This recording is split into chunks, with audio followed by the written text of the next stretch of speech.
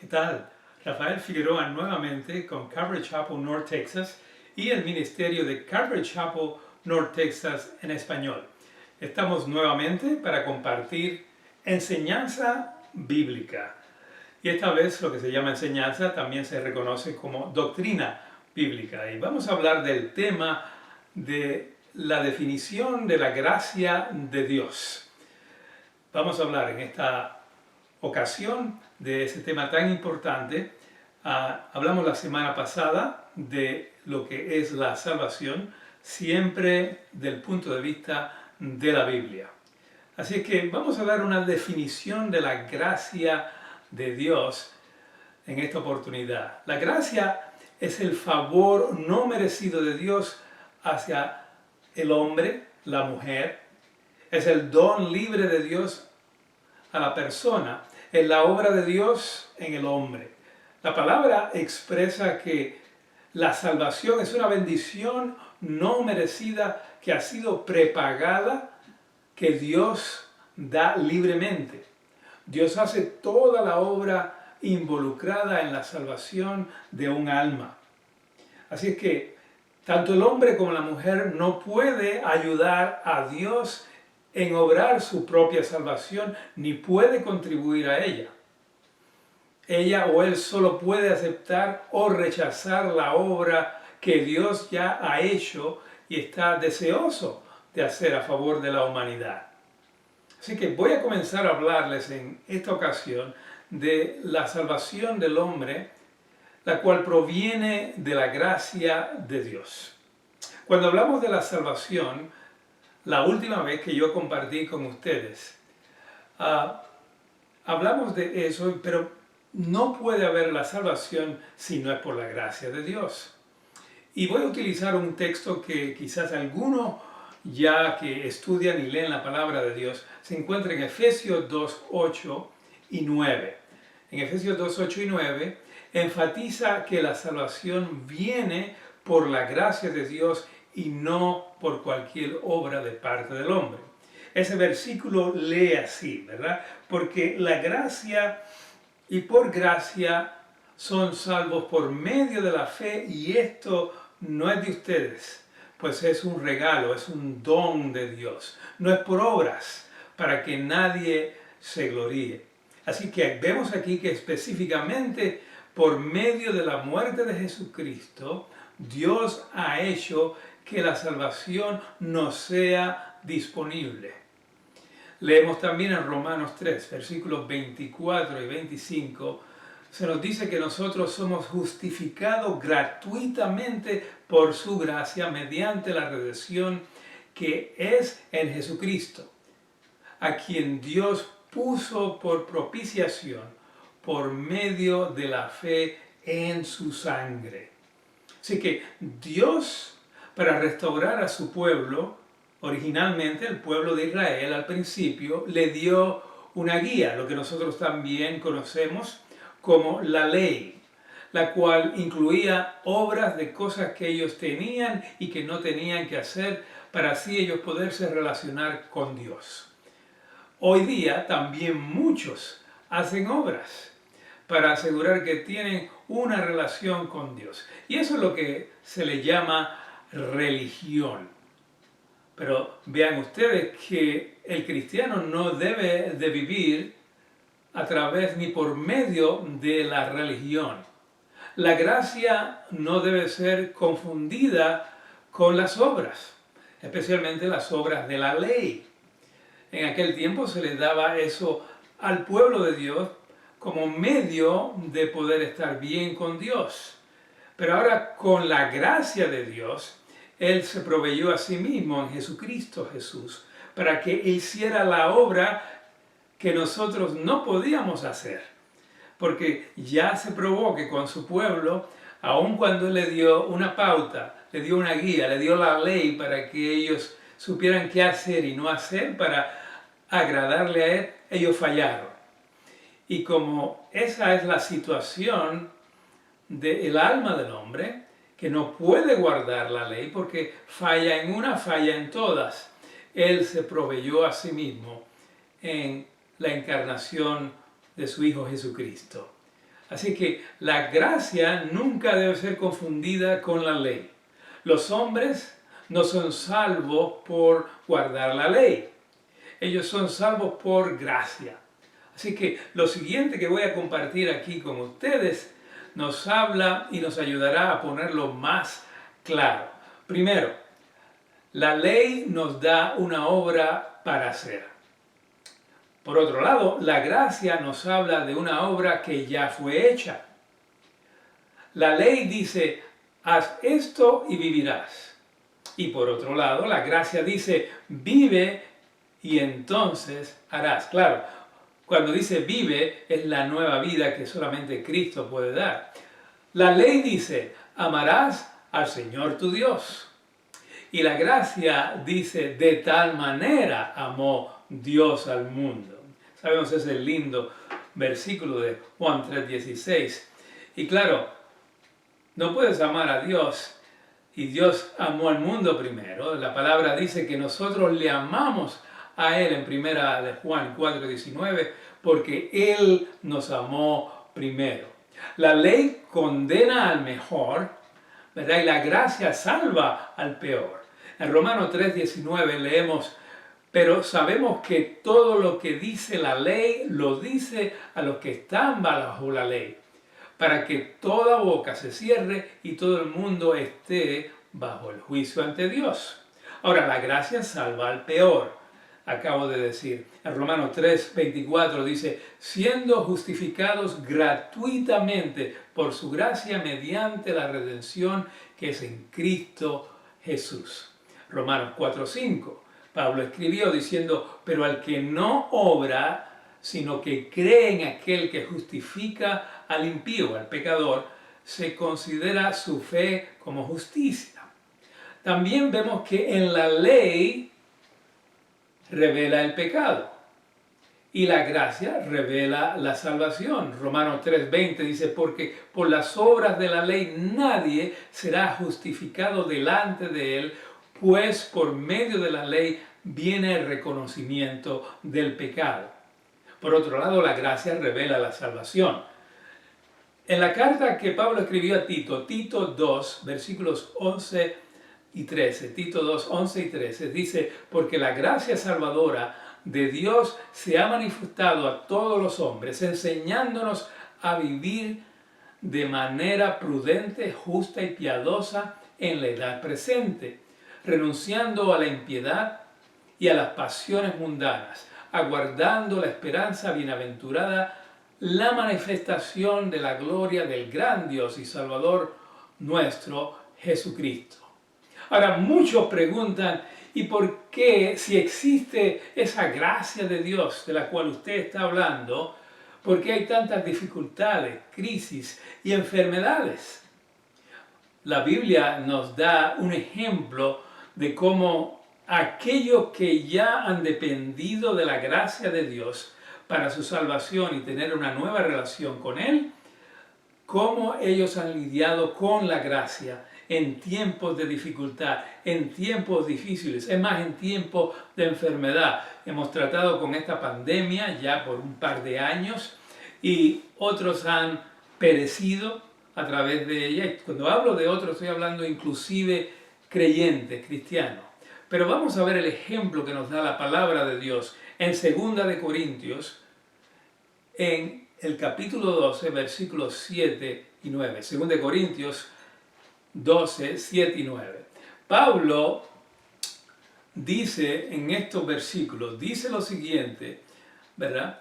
Que él había tenido una experiencia que no sabía si en la carne o en el espíritu, pero había sido transformado y pudo ver ese lugar donde Dios había prometido que los creyentes vamos a estar con Él y que ese lugar era difícil de explicarlo. Esa experiencia era tan única que no era digna de ser explicada, pero él, para no enaltecerse con esa experiencia que él tuvo, ¿verdad?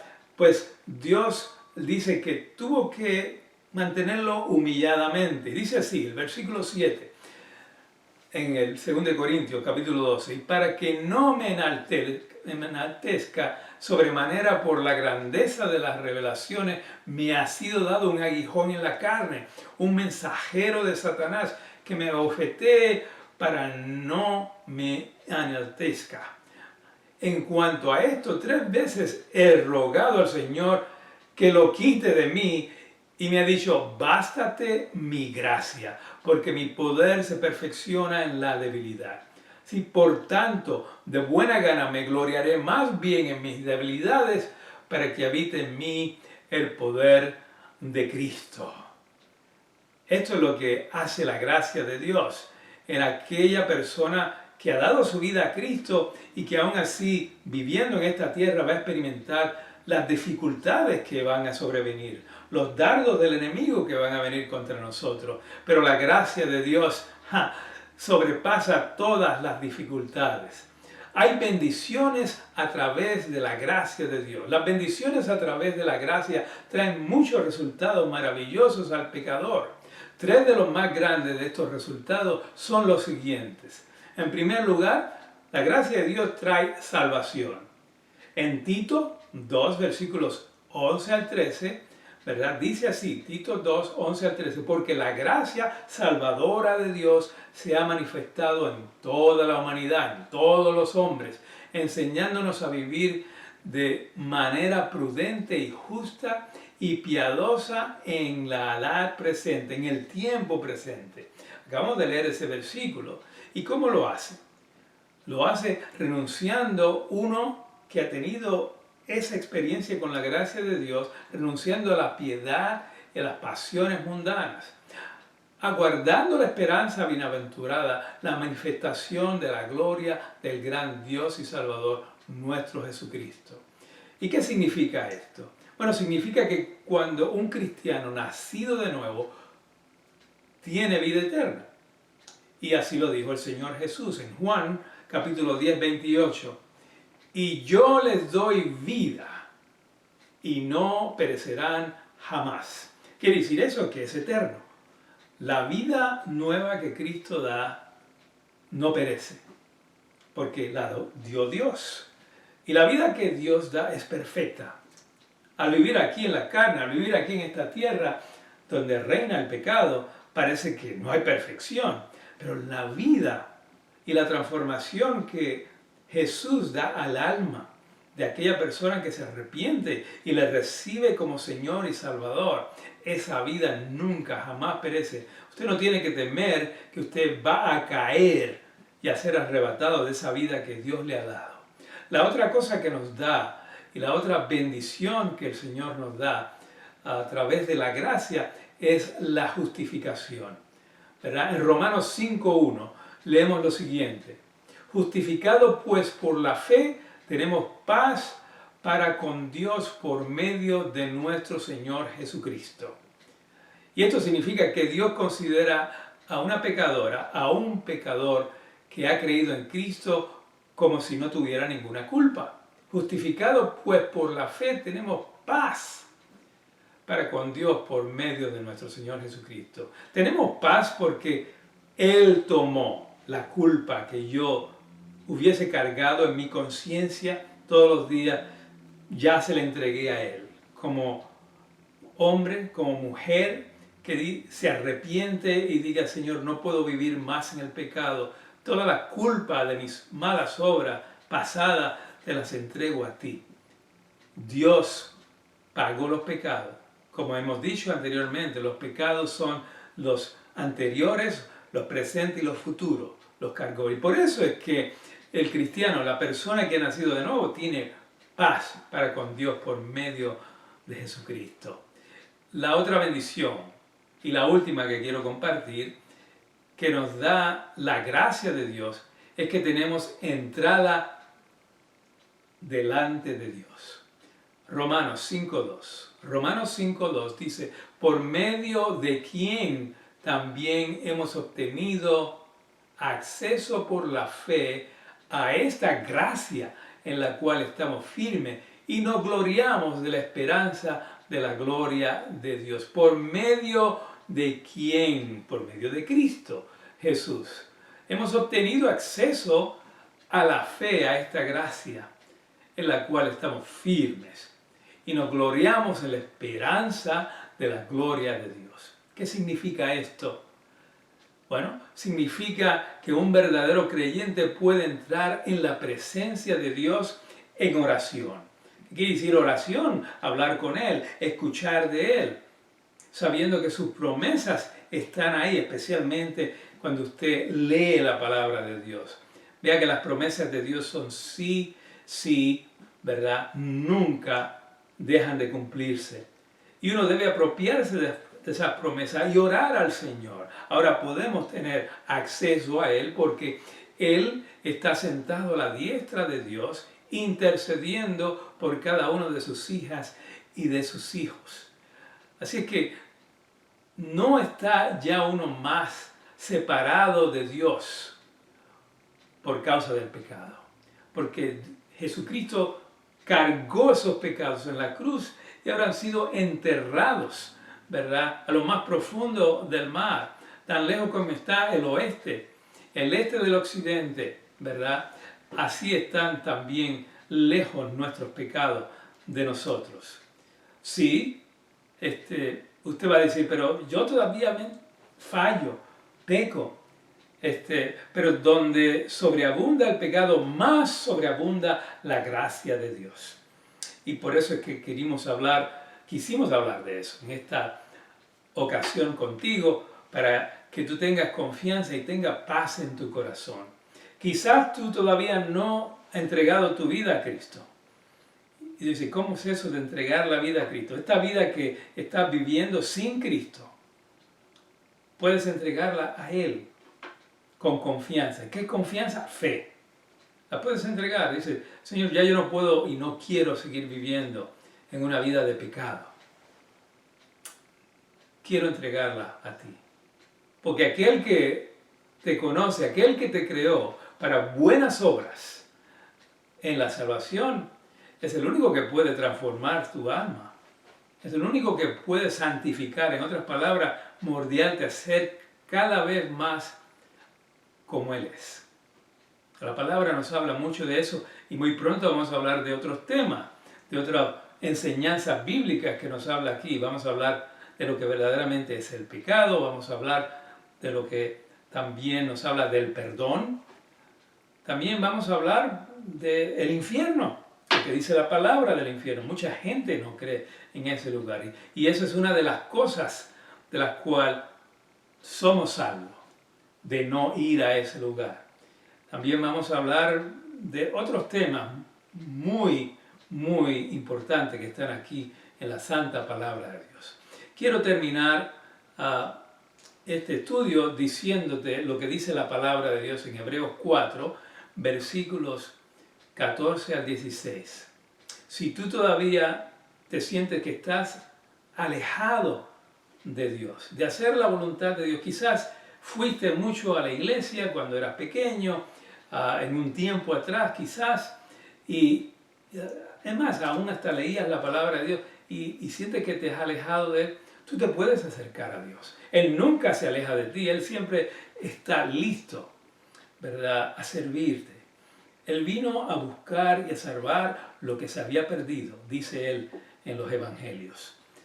Así es que esto es lo que dice Hebreos 4, versículos 14 al 16. Acerquémonos, pues, confiadamente al trono de la gracia para alcanzar misericordia y hallar gracia para el oportuno socorro. Te puedes acercar, puedes decir, Señor, yo quiero acercarme a ti y estar contigo por siempre. No quiero acercarme y alejarme y acercarme. Quiero acercarme una vez y para siempre. Señor, para que nadie me arrebate de tu mano. Esa es una buena actitud. Esa es una actitud humilde. Y Dios, dice la palabra de Dios, exalta al humilde. Y si lo haces en esta ocasión, Él te puede dar no solamente nueva vida, pero una vida abundante y una vida eterna. Porque estás compartiendo lo que es Él, ¿verdad? Y Dios es un Dios eterno. Jesucristo ha ido a preparar un lugar para todos los que han creído y han dado su vida en Él. Yo espero que tú le recibas. Me gustaría saber que tú has hecho esa decisión de recibir a Cristo como Salvador y Señor de tu vida. Yo quiero que lo hagas y si tienes alguna pregunta en cuanto a la decisión que tú has hecho aquí al terminar esto, si estás mirando la página del internet donde la iglesia Calvary Chapel North Texas, ahí aparece un lugar donde dice español y cuando aprietas ahí, haces clic ahí, se aparece inmediatamente los videos de estas enseñanzas que estamos dándole a ustedes.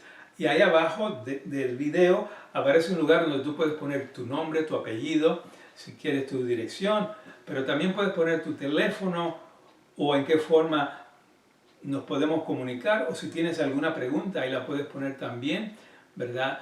O si has hecho una decisión para tener esta nueva relación con Dios a través de su único Hijo Jesús, déjanoslo saber también, pero también puedes escribir un correo electrónico también, y ahí lo vas a ver, se llama rfigueroa@calvarynorthtexas.com. Si quieres, el teléfono todavía no está, posiblemente lo vamos a poner ya pronto, es el área 214-937-0964. Puedes dejar también un mensaje y posiblemente podamos conversar al yo recibir el mensaje y regreso con mucho gusto la llamada. Así que esto ha sido una invitación la cual yo estoy haciendo para que ustedes rápido se conecten con la familia de Dios. Es decir, primeramente con Dios a través de Jesucristo. Y el próximo paso es ser parte de la familia. Congrégate en una iglesia donde se enseña, se predica el Evangelio sin compromiso alguno. Y si quieres asistir, en inglés nos estamos reuniendo todavía aquí en el norte de Dallas, en Frisco. La dirección para que puedas asistir es el 6321 Page Street en Frisco, Texas. Y ahí puedes llegar y con mucho gusto voy a estar ahí para también darle la bienvenida. Y a través de estas enseñanzas y a través de aquellos que nos escriben, posiblemente un día podamos tener un grupo donde podamos reunirnos como iglesia en el idioma español. Así es que pasa la voz a aquellos que todavía no dominan bien el inglés, pero hablan español y quieren crecer en la fe, ¿verdad? En Cristo Jesús. Háblale de este lugar donde enseñamos la santa y sana doctrina de la palabra de Dios. Así es que con mucho gusto me alegra tenerle cada semana en estas enseñanzas. Que Dios me los bendiga siempre ricamente.